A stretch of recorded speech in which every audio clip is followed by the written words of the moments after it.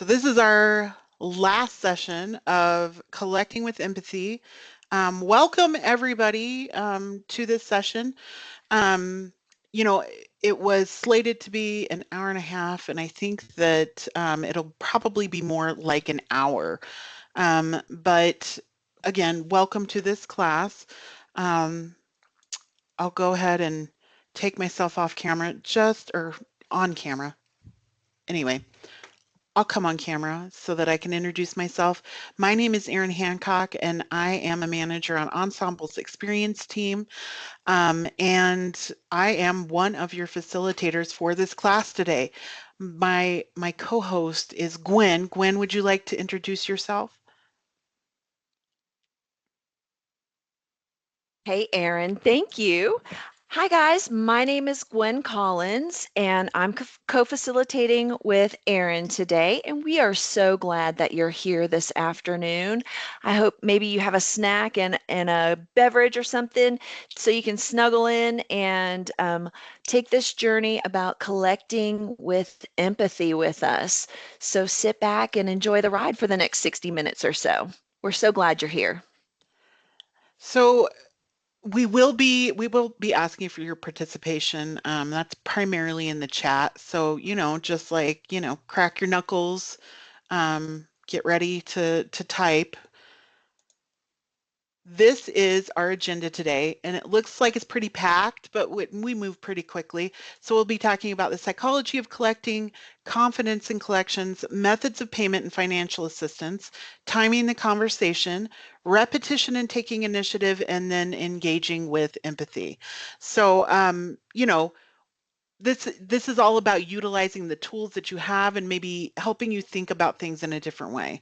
So we'll start off with the psychology of collecting. These are kind of some behavioral theories that we'll be talking to you about, and they are meant to kind of help you think about the way people think, and how we can use this to make this conversation a little easier. So the first behavioral theory is goal gradient theory.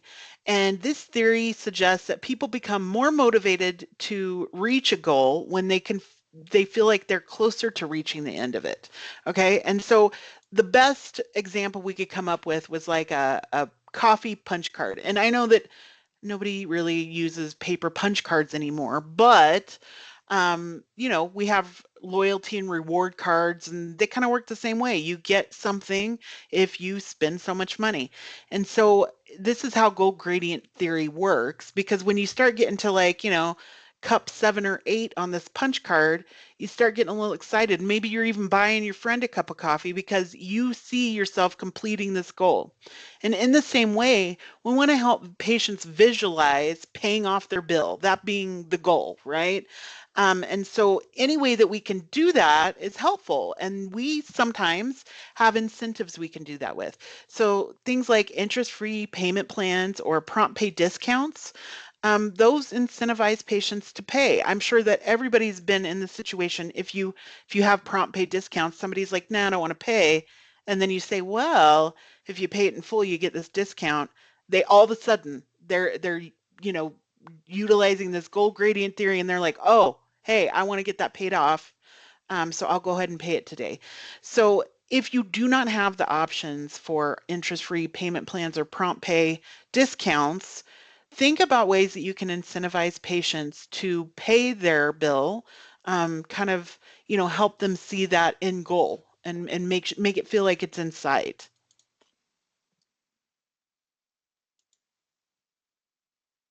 Thanks, Aaron. Okay, the next theory that we're going to talk about is prospect theory. And this is a behavioral economic theory on how individuals make decisions involving risk. And the idea behind it is that people tend to view losses and gains differently. We have a tendency to hold losses with more value. We feel that a little more deeply. It suggests that individuals prioritize avoiding losses over seeking gains, and that can lead to decisions that aren't necessarily making the best use of their money. So, To help patients make more informed financial decisions, it's helpful to present the full range of options. By evaluating all available alternatives and the associated costs and benefits, individuals can make decisions that align with their financial goals and values. For example, now everyone is different. All facilities and health systems have different um, payment hierarchy frameworks, but let's think about that. Think about what your facility has to offer. And typically, the first step is to start by offering a pay in full option. Now, that pay in full option may allow for the patient to have a prompt pay discount. And if you have a patient that's a prospector and they're motivated by loss instead of seeking gains, this comes into play here because a prompt pay discount will appeal to them because the loss of that potential savings outweighs the option of smaller payments. Now, it's not one size fits all, and depending on the patient, you may have to go through your entire arsenal of solutions until you can find the one that best fits your patient's needs. Back to you, Erin. Awesome. Thank you, Gwen. So now we're going to talk about recency effect, and it's my favorite because it's so simple. Basically, it says that people recall things presented to them last. Um, which we already know, right? But we can put this into play when we're, working with patients, particularly when we're talking about financial conversations with them, because we can make sure that we're talking consistently with them. And this is something that's a word that Gwen and I will use several times throughout this presentation is consistency. Okay, so it's our job to make sure that it is something that they're hearing on a regular basis. Maybe it's not exactly the last thing that they heard, but it's something that's mentioned enough and talked about enough that they're going to expect it. Okay, so for example, pre-reg team, when they call and talk to the patient, um, and this is like, if everything's working the way that it should, they should be able to have a cost estimate ready, talk to the patient over the phone as they're getting them pre-registered, and even take a payment at that time before the date of service even happens. But bare minimum, they should be letting the patient know, hey, when you arrive on site, that registrar will have an estimate ready for you, and we'll talk to you about, your benefits and everything at that time. Okay, and so that's one way that we're getting it in their head, and that expectation has been set. We want to make sure that we're creating an estimate for every single patient, every single time. And of course, I don't mean people who, are dual insured or have Medicaid, but we want to make sure that, even walk-in patients are getting that option to have an estimate, because they want to know how much things are going to cost, ahead of time, and that's their information to, have. And we need to be asking for payment every single time, okay?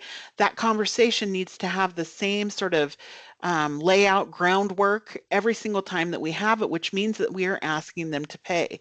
So when we do this, when we're utilizing this recency effect, and we're doing it consistently, that expectation will be set with the patient that it's going to happen every single time. And, again, we'll probably mention this again, but it's important that we do that because if somebody is coming, to Gwen and she checks them in last week and she was really great about having this conversation with them, when they come to me this week to check in for something, they're going to expect that that conversation is going to happen again. But if I don't do it, if I don't have that conversation with them, they're going to wonder why Gwen did, and they're going to be confused. And so we want to be very, very consistent about it. Now, I have a stat up here on the screen. It says 90% of patients consider pre-care price estimates to be moderately to extremely important. Now, I bring this up because it is a very common misconception, particularly among registrars, that patients do not want to have this conversation. Okay. They hate having it. And a lot of people are intimidated by that. Okay. Um, I was at one point. However, while I will give you that there are a lot of people who do not want to pay, nobody's excited about shelling out money for things. They do want to know how much it's going to cost. Okay? That is what's important to them. Nobody wants to get a surprise bill in the mail where they were expecting to pay maybe $100, but they find that they're having to pay 400 for something. So it's really important that we do have these conversations because people want to be informed. Thanks, Erin. Okay, another theory behind motivation to pay is the rule of three. And this is the idea that people have better recall and remember facts and figures better in groups of three.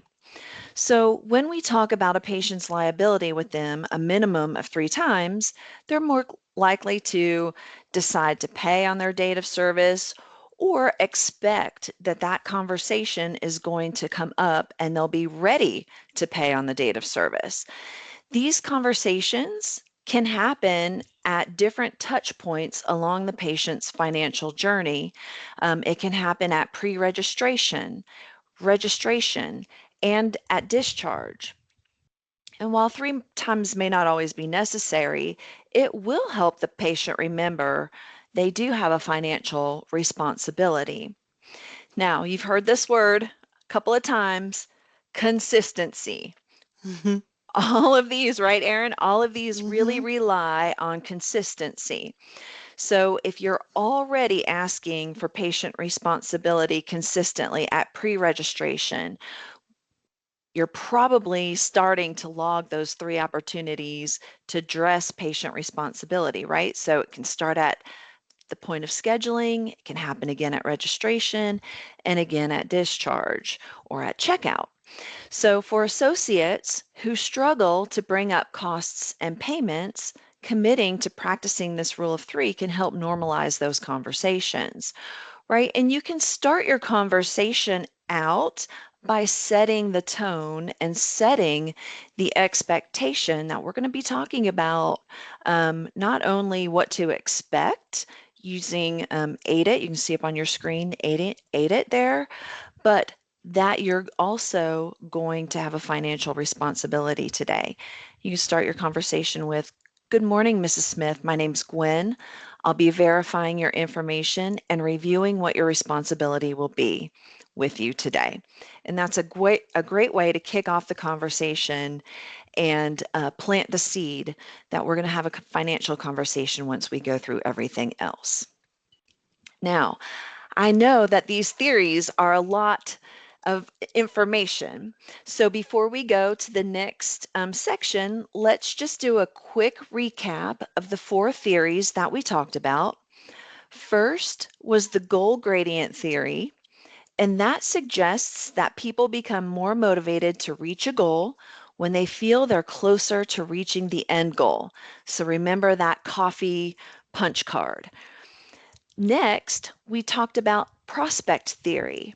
And this is the behavioral economic theory on how individuals make decisions involving risk, right? They don't want to miss out on a loss, so they may jump at that opportunity to take that prompt pay discount. Recency effect means that people recall things presented to them last. So the last time they were in, if somebody said, "Hey, we're going to have a financial conversation," they're going to remember that and expect that on their next visit. And lastly, the rule of three. That's the idea that people have better recall and remember facts and figures better in groups of three. Kind of like you guys hearing consistency over and over again. You'll probably remember that because we've said that probably in groups of three at least 10 times. That's right. Thank you, Gwen. You recapped that beautifully. Thank you. Um, all right. So we're hopping into the next section here, and this is all about having confidence in collections. Okay. So, when you're confident, you feel very comfortable having these conversations with, our patients, that means you're more likely that you're going to do it, right? And so it's really crucial to develop some comfort and some confidence with doing this. And, it is all well and good to say, the more that you do it, the more, comfortable you get, which is true. Build confidence in having this conversation. So I'm going to share some stats with you because, we're all about these stats. 65% of patients say transparency about the cost of healthcare services is critically or very important to their overall satisfaction. Now, I told you back a couple slides, 90% of patients want to know how much something's going to cost. Okay, that's really, really important because that's 90%. Slightly less, but still the majority of patients say transparency is really important. So not only do they want to know how much it's going to cost, but they want to know how we arrived at that number, what their insurance is going to pay, all the details, okay? And so we need to be able to explain this to them. Now, I'll give you kind of a real life example. Let's say that I'm in the market for a refrigerator. So I head on down to Lowe's and I'm looking at all the models and I find one that I like, okay? But I want to make sure that I'm getting a good deal. So I call over the salesperson and I say, "Hey, can you explain to me, what this refrigerator does? Why I should be buying it?" And they say, "No, I can't tell you anything about it, but I can tell you how much it costs." Well, that doesn't help me at all, right? But that's exactly what we're doing when we create an estimate for a patient and we slap it down on the desk and we say, "This is how much you owe me. I can't tell you how we got that estimate. I can't tell you what your insurance is going to pay, but this is the money that you need to give me." Okay, so transparency is what people want, and we don't want to, make it feel as though we're hiding something when really all it is a lack of knowledge. Another stat for us is 74% of consumers are confused by their EOBs, medical bills, and that confusion leads to a failure to pay. You you know this, right? I'm sure that there are people who actively deal with this because patients didn't understand that maybe they were going to get multiple bills, or maybe they thought the estimate was really the in cost here, and so they don't pay. And that is where we need to step in, okay, because it is our job to explain this to the patient. It's very, very important, it's very critical that we are trying to build a trusting relationship with our patient population, okay? And one of the ways that we can do that is to, first of all, be offering them the estimate, and second of all, be very transparent about it. And third, we need to offer them all of this explanation, okay? Be able to tell them all of the things that they need to know and answer their questions about their bill, their insurance, the estimate. Okay, it's very important because the fact of the matter is we deal with insurance. Okay, it's part of our job, and that means that they're going to expect us to be able to tell them about it. Okay, so if you take nothing else away from this class today, I hope it's this. I mean, I hope you take more, but at least this one thing.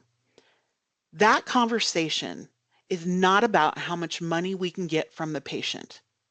It is all about patient education, and that should be the primary focus, okay? It's not about the numbers. It's about letting them know everything about that, you know, that estimate, how much your insurance is paying, et cetera, et cetera.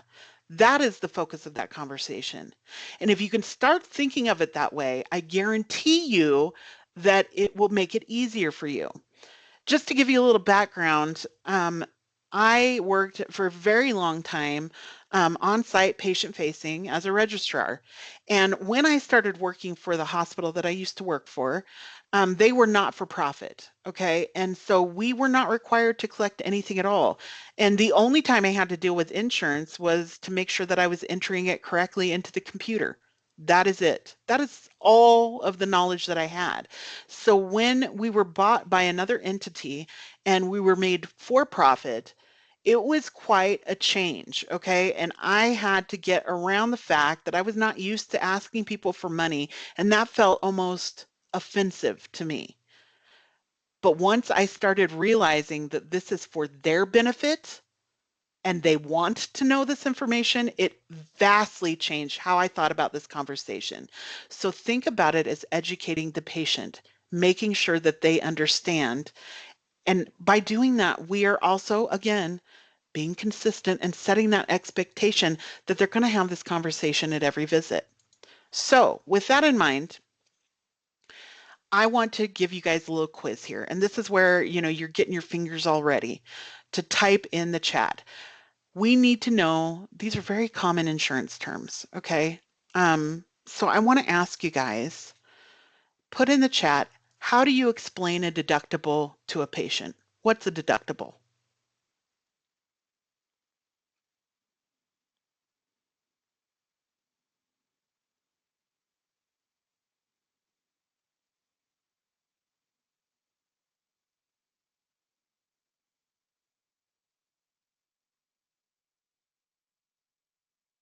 I'm just giving you time to type. There we go. Ashley, the amount you have to pay before insurance starts paying. Yes. Akira, the amount a patient owes for their insurance to cover the rest of their bills for the year. Oh, here's some more stuff rolling in here. Who patient owed? Oh, let's see. There we go. For insurance pays, a deductible is a predetermined amount of money collected before insurance can kick in. Out-of-pocket expense they must pay before benefits. See, Michelle says, I explain it as the amount of money the patient is responsible for before the insurance pays their portion. Beautiful, Michelle. It's their portion of cost before the insurance kicks in. Yes, you guys all got it right. Here's my very literal textbook translation here. The amount you pay for covered healthcare services before your insurance plan starts to pay. That's what a deductible is. Absolutely. Okay. Some of you already mentioned this, but how do you explain a coinsurance to a patient? What's coinsurance?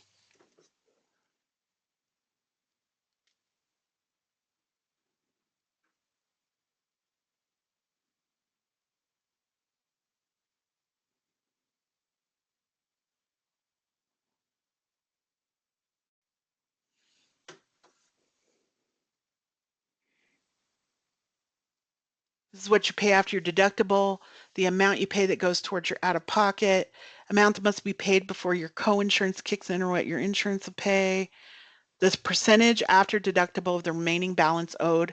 Ooh, that's a good one. The percentage of the allowed charges paid after deductible. Garrett says coinsurance is a percentage. Yeah, you guys are smarty pantses. It is the percentage of cost of a covered healthcare services, right? And like we usually see it in like an 80-20 split, something like that. And it's different than a copay because people do get their co's mixed up, right? So we need to make sure that they understand that. Um, awesome. You guys are so smart. All right, last one. Max out of pocket. How do you explain that?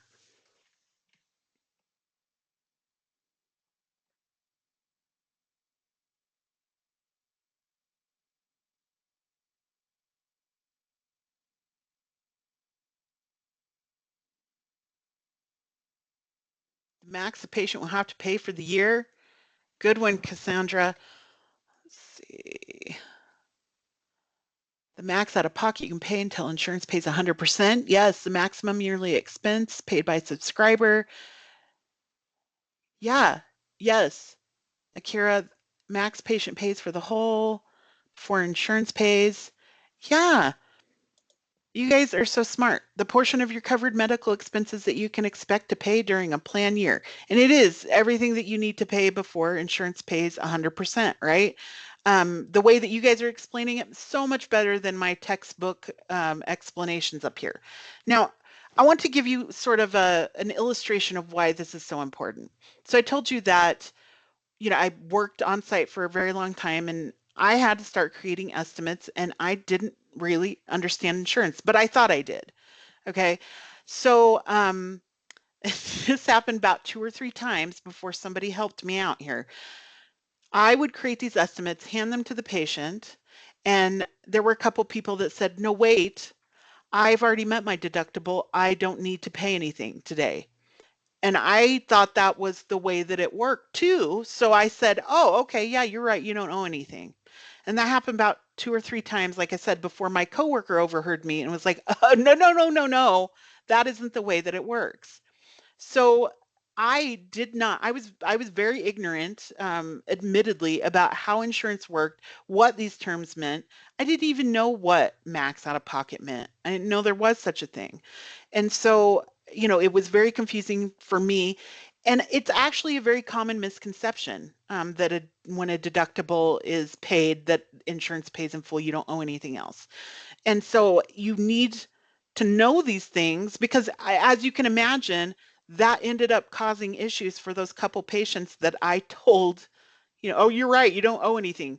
Imagine their confusion when they get a bill and they're like, "Well, that dum dum on site told me that I didn't owe anything." So we need to know. All this to say that we need to educate ourselves. Part of being comfortable and therefore having more confidence in having that conversation with the patient is about knowing it. Okay, we need to understand it because when we do and we can explain it to people, and you guys did it beautifully in the chat, that really, really helps you feel more comfortable about it. Okay, so when I started doing this, there weren't so many resources, but I'm going to hand some over to you. I'm going to put in the chat a PDF, and it's essentially a glossary of insurance terms. Now, it's something that you can utilize, especially if you're not comfortable explaining these terms, but it's also ready to print out and hand to the patient if you think that that would be helpful for them. Okay, so it's geared for patient knowledge, but it's something you can make use of as well. We also have numerous videos. Now, I'll share the links with those as well. How Health Insurance Works video is really, really good. So if you're somebody who doesn't really know how it works, I wish that I had had this. It's about 6 or 7 minutes long. It's an ensemble produced video, but it explains it in a way that is very easy to understand, the whole thing. We also have some very short, like 1 to 2 minute videos that explain some insurance concepts that you may not be familiar with, like PPO, HMO, all of that. So it can be very, very helpful to you. Now, I'm popping this in the chat now. We've been having issues with anybody who isn't like verified, quote unquote, in Teams will not be able to access the PDF. If you want me to email it to you, just go ahead and put your email address in the chat and I will make sure. Oh, of course it failed to send. Let's see if it'll do it now. Let me know because I can just email this directly to you as well. All right, now I'm going to pass it off to Gwen and she's going to talk to you about methods of payment and financial assistance. Thanks, Erin. Okay, as we've mentioned before, every facility has its own rules and policies regarding payments, but most will offer these benefits to your patients. Make sure you understand what a patient's options are before discussing payment with them. So you may have payment plans that you can offer, right? So make sure that your patients, that you're well versed, first and foremost, that you're well versed on the variety of payment plans that you have to offer, that you know what the minimum payment requirement is, and all of that before you offer it to the patients. Next, there are tons of assistance programs out there. Many health systems have internal financial assistance programs that they are able to offer to patients based on a variety of factors. So make sure you fully understand what type of assistance programs are out there. And remember, there may be financial assistance programs available throughout the community as well.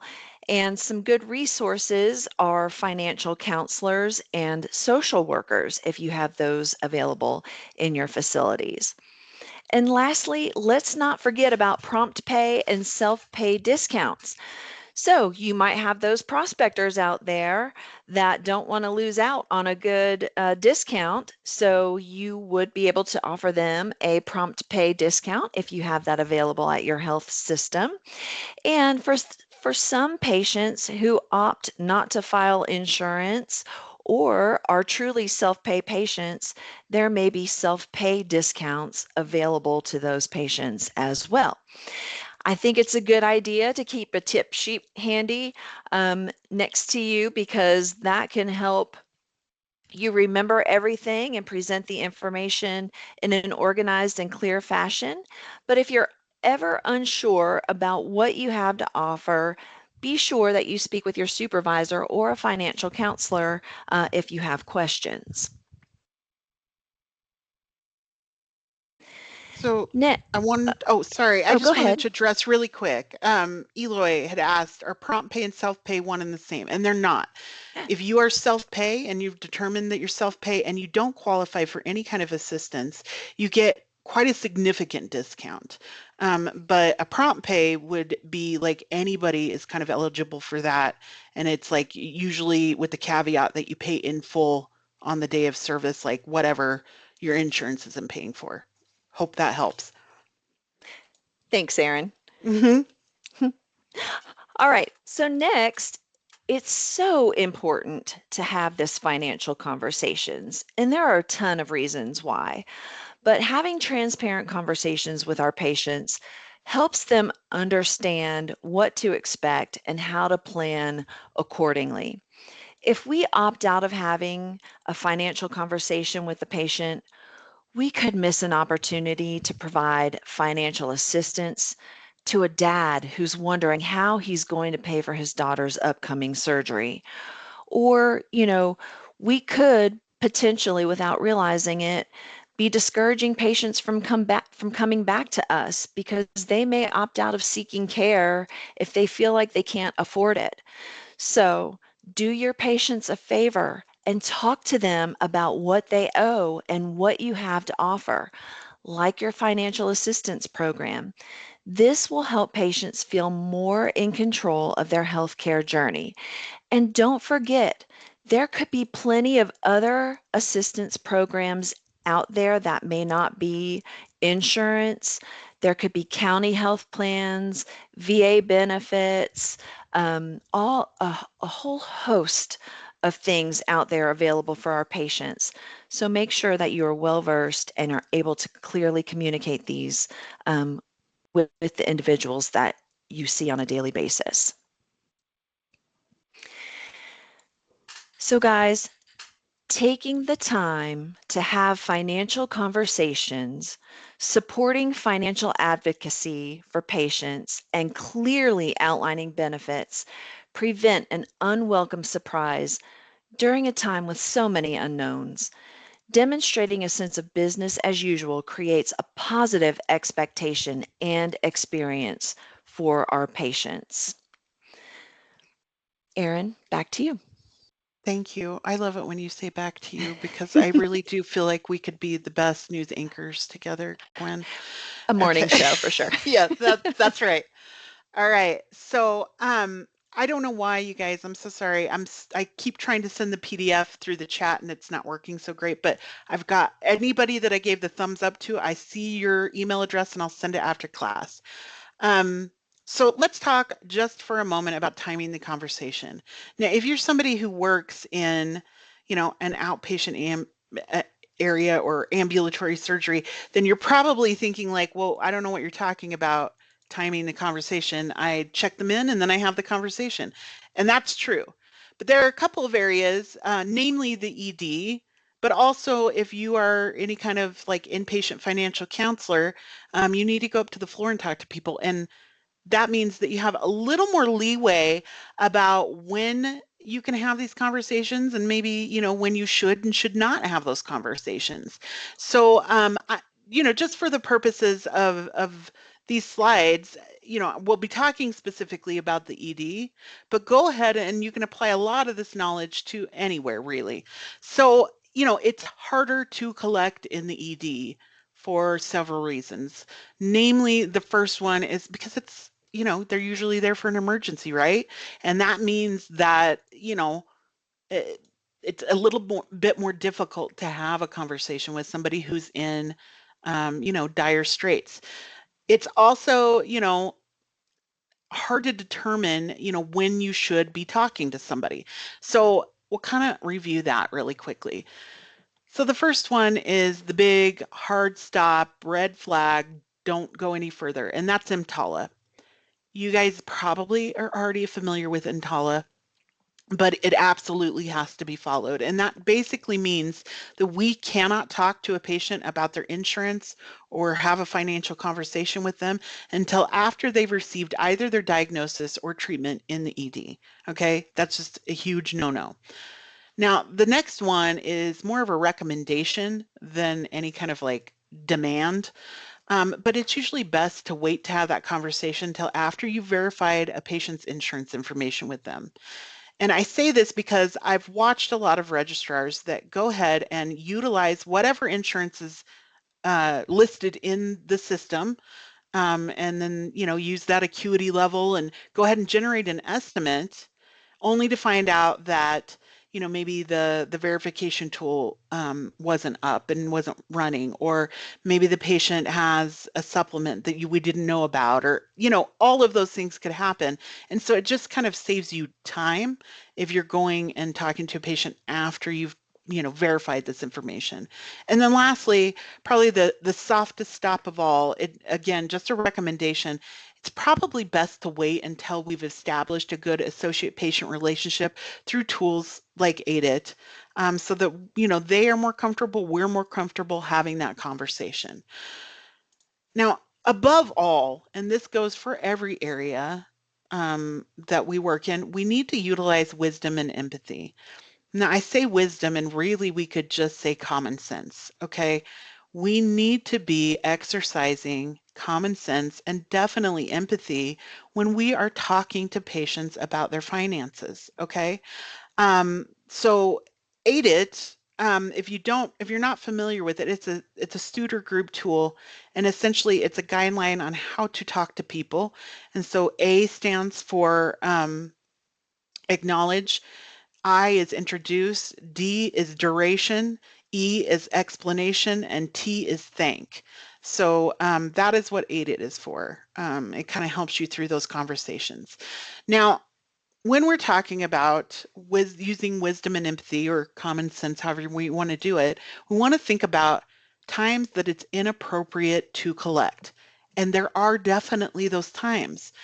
I realize that, you will always be pushed to have that conversation, but I want to tell you that, if you're not utilizing this wisdom, exercising your common sense, that it can be more damaging than anything else. So I want to ask you guys, and I'm not talking about EMTALA rules or anything like that, or, what I told you was a good idea or not, but what is an inappropriate time to collect?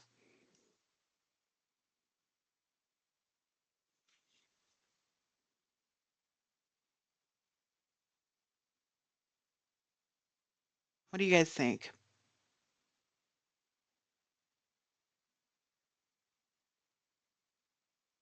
Yeah, after a family member has passed, absolutely. Like that's not the time to go have that conversation with somebody. When someone is actively vomiting, yes. Right, when the patient's checking in. Yeah, definitely that's the rules that we need to follow. But yeah, like after a person passes, mentally or physically unable to understand the conversation, definitely. And I think that, that also goes for people who are in altered mental states, right? That's not a good time to go talk to them.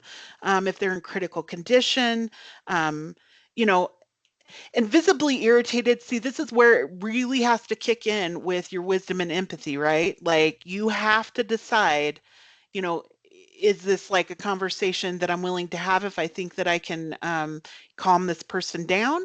Or, is it not?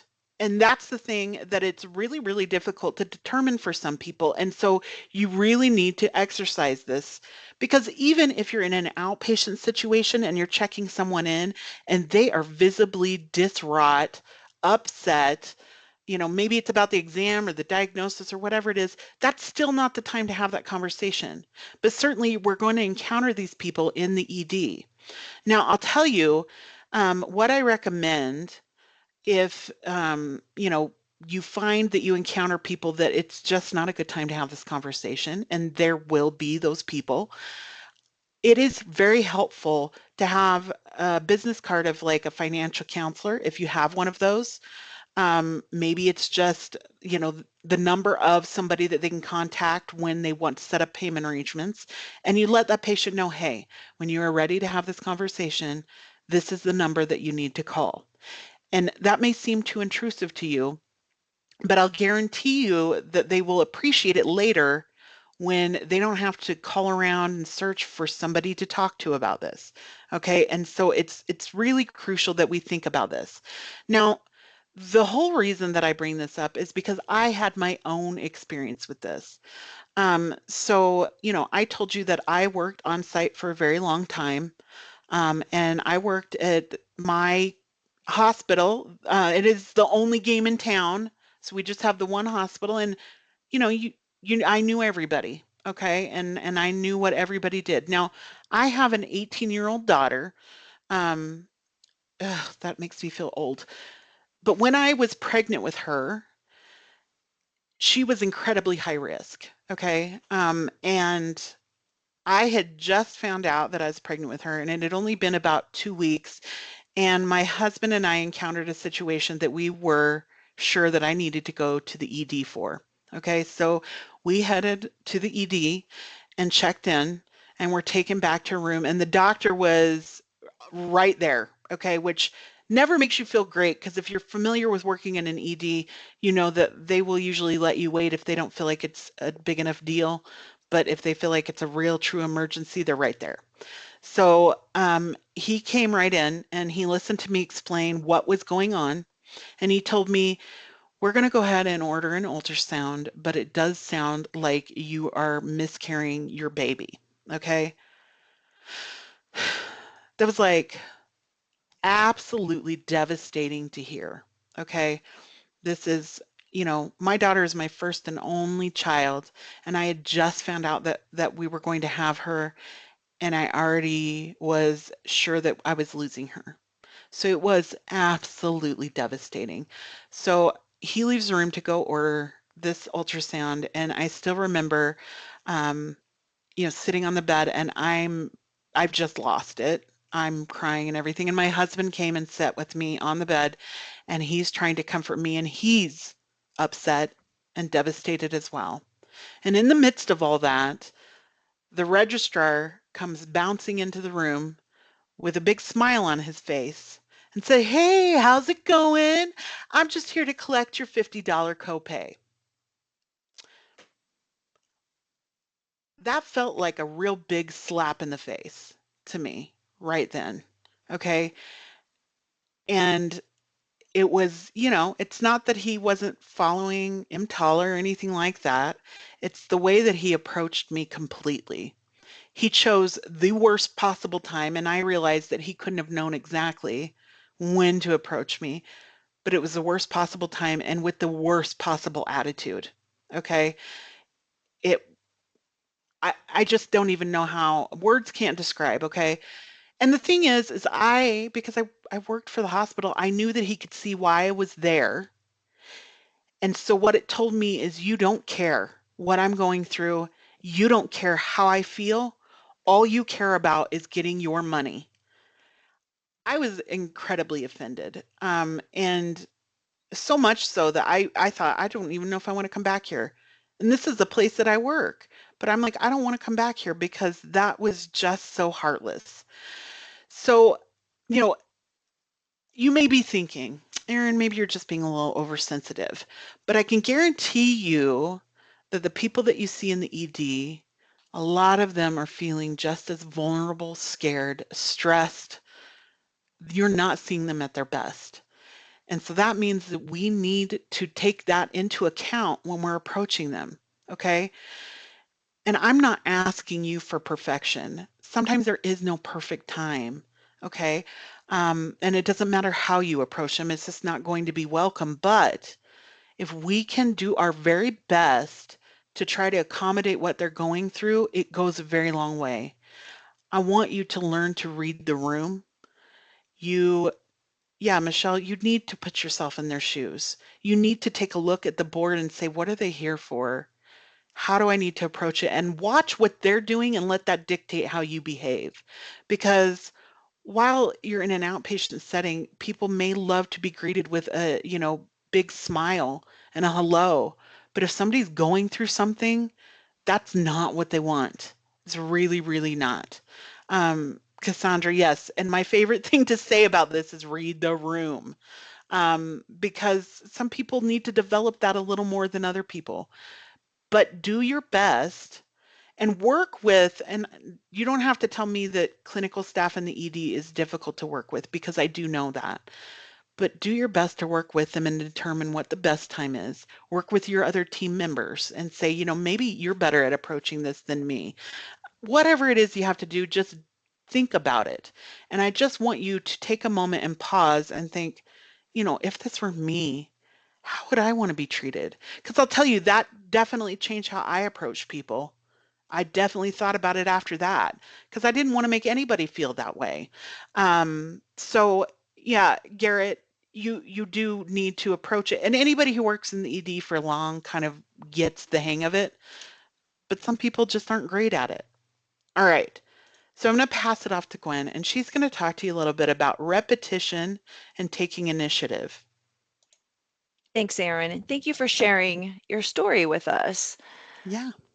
Guys, like Erin said, you have to take the initiative to have these conversations. And part of initiative is the ability to assess and start things independently, right? So reading the room is part of that. But it's also realizing that collecting is part of our job. And we have to get comfortable with it. We can't be overwhelmed by it. Patients really do expect to talk about payment because when they come to see us, they're not just worried about what we're going to tell them, what might be going on with their health. They are truly worried about how am I going to pay for this? What is that bill going to look like when it's all said and done? So, here comes that word again, consistency. Practice, right? And this is a pretty startling statistic. When a patient leaves our facilities, they walk out of the doors, our chance of collecting payment from them can drop as much as 20%. So, having those conversations, asking the patient to pay up front or, start a payment plan or whatever they choose to take you up on is easier on the patient because they're walking away with that expectation. And if you ask for payment every time, your patients will become more comfortable with the process. So consider this. Practice. Erin and I don't get good at words, right? We're not wordsmiths overnight. We practice, we role play, we know the scripting, we've done this before. Ask for feedback, right? So if you're not quite sure what to say, ask your supervisor or ask a peer for feedback. Recognize what works, and I love this, study the experts because you may have someone on your team who is really good at collecting, or you may be that person who's really good at collecting. So ask, hey, you're at the top of the leaderboard every month. What's your secret sauce? Or if you're the one at the top of the leaderboard every month for collections, share what is working for you when you have those dibs meetings or you get together in your team town hall. Say, hey, I use this um, little verbiage with these patients, and I seem to be able to collect more, right? But it's always when it's appropriate. And like Erin said, we're not here to make you feel like you've got to get that money from those patients. That's what we're all about. This is really about educating the patient and being consistent with the patient so they know what to expect. Because when we are inconsistent, it can cause fear, it can damage trust, it can create poor perceptions like discrimination or damages our reputation, because we know that patient experience isn't always based in reality, it's based on perception. So we want to be perceived as transparent and consistent. Now, here's a great little quote to help you work out those consistency and empathy muscles through repetition. Repetition of the same thought or physical action develops into a habit, which, repeated frequently enough, becomes an automatic reflex. Beautiful. Thank you, Gwen. All right. So this is, guess what, guys? We're in our last section here. We're in the home stretch, engaging with empathy. So we've told you why this is so important, kind of how to wrap your mind around it. And now we want to tell you, some practical ways that we can talk to patients. And that starts with scripting. So scripting is something that, maybe you don't need it right this moment. Okay, you're so comfortable with it. But if you're not, if you're newer to your role, if it's something that, you still struggle with, scripting is great because it kind of outlines how we should be talking to people and things that we really should mention to them. So up on the screen here, I have an estimate that was generated by Epic approximately what? That was 2021, like 4 years ago. So it is severely out of date. I've been told that now the estimates that Epic produces does not have all of that insurance information. It only has how much you're paying for the exam, which I think is a mistake. And if you do not utilize Epic at your site, I'm not sure what your estimates look like, but I will tell you, it's probably a good idea to either print the screen where all of the detail is shown, or at least have it up so that you can speak to it for the patient, because remember that transparency is so important. So if I were walking through this with my patient Harry Potter, I would say, Mr. Potter, here is the estimated amount for the exam that you're scheduled for today. Per your insurance plan, your portion is $257.08. Now I'll stop there and say that this is something that scripting really helps out with, because it's really important that we give the patient some sort of clue in the way that we're talking, that the insurance plan is the one that's determining the cost of this. Because I can't tell you personally how many patients I've encountered that think that we just pull these numbers out of thin air. Okay, they don't really understand that insurance determines a great deal of what we're able to charge and how much they're paying at the time of service. So we always want to mention, per your insurance plan, your portion is $257.08. I would say you have a deductible of $500 and you're going to meet $257.08 of that with today's visit. You have a co-insurance of 20%, but that won't come into play with this exam. You have a total out of pocket of $1,000, and after today, you'll have met $257.08 of that total. How would you like to pay today? So you can see that, this gives them all the information. It's fairly brief, and hopefully we're giving them, that opening to where we're saying like, hey, if you have any questions about this, please ask me now. This is our chance to have this conversation. And again, this just helps out by having that scripting as kind of a guideline for you. Now, it's really important that we pay attention, okay, when we're having this conversation. And, Gwen kind of touched on this earlier. If we're not having the conversation with a patient, we're potentially denying them access to benefits that they need sooner rather than later. Okay, that's how we find out.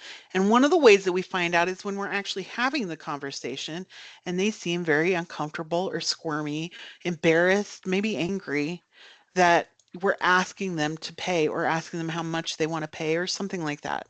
So we need to ask ourselves, what is motivating this behavior? Okay, why are they acting this way? because maybe it is because they need financial assistance, or maybe they're truly just annoyed. But either way, I do want to encourage you not to take negative responses personally, okay?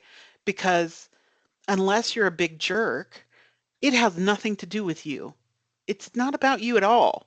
It's about, whatever they're facing, what's on their mind, what they're going through in their life. And so, you know, we already know we're not seeing people at their best, and this kind of plays into it. So we want to make sure we're not taking that personally. Now, as we're closing out here, I'm going to have Gwen walk you through a little scenario. Thanks, Erin. And just to piggyback on what you said, I heard a great little acronym today. It's called QTIP. Quit taking it personal. So if Ooh. we have, isn't that cute? Uh-huh. If just think of the Q-tip theory, guys. If you have a patient that's a little aggressive, quit taking it personal. It's not towards you, it's towards the situation. Mm-hmm. Okay, so we're just going to go through a scenario. I'm going to read through the next couple of slides, and I want you to mull this question over in your mind as we go through the next couple of slides with the scenario. The question is, how can the patient feel confident as a decision maker when they don't know the full scope or cost potential of the treatment or service they are about to receive? So keep that in mind as we're walking through this scenario. So imagine you're the patient and you walk into the emergency room and you're not sure what is wrong with you, but you do know that it's likely to cost you quite a bit of money.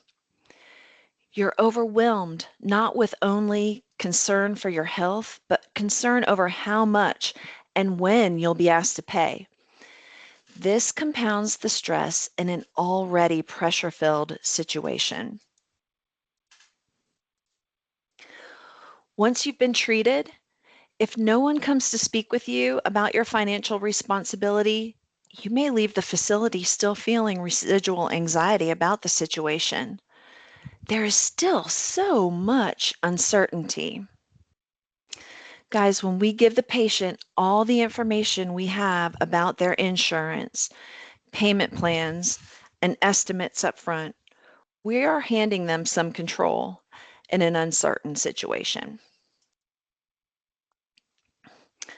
So let's stop viewing point of service collections as a negative for the patient and start seeing it as an opportunity to help.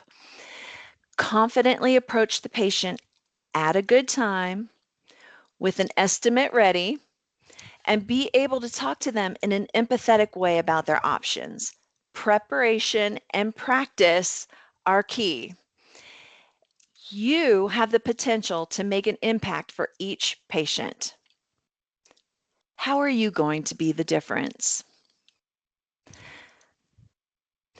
What are you planning to take away from this presentation today, guys, and put into practice, right? Think about those behavioral theories that may have stood out for you, and what improvements can you make in your presentation or conversation style with your patients? And I love this quote by Brené Brown. She is the queen of empathy. In order to empathize with someone's experience, you must be willing to believe them as they see it and not how you imagine their experience to be. Healthcare is expensive, confusing, and ever-changing, so it's understandable that a patient may become frustrated when they're asked to pay. So remember, they're looking to you as the subject matter expert, and it's your job to have that confident, empathetic conversation with them so they're educated on their financial responsibilities. That is everything we have for you today. We are your experience team. Erin Hancock, facilitator extraordinaire, running the ship here today, and me, Gwen Collins, on your experience team. We are here for you. We're here to support you through these difficult conversations to help you elevate not only the patient experience, but your own experience. So we want to thank you for joining us today and wish you the best as you maybe leave for the day or start your shift. Thanks again. We appreciate you. Thank you guys.